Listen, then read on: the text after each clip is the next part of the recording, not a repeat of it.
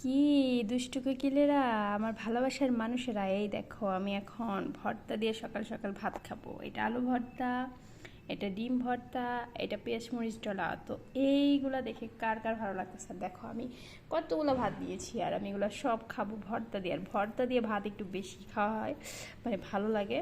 First step একটু আলু ভর্তা নেব, দেখো।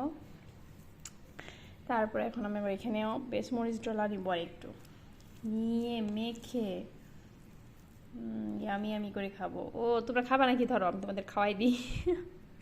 এটা কিন্তু অনেক টেস্টি একটা খাবার, আর সকাল সকালে এটা খেলে একদম।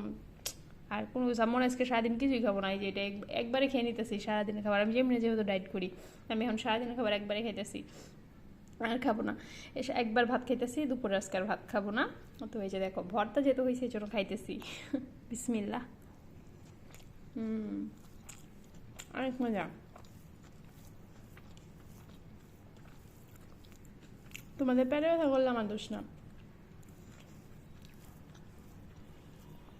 তোমরা বানাই খাও এইভাবে, মজা খাবা, মজা পাবা গরম গরম ভাতের সাথে।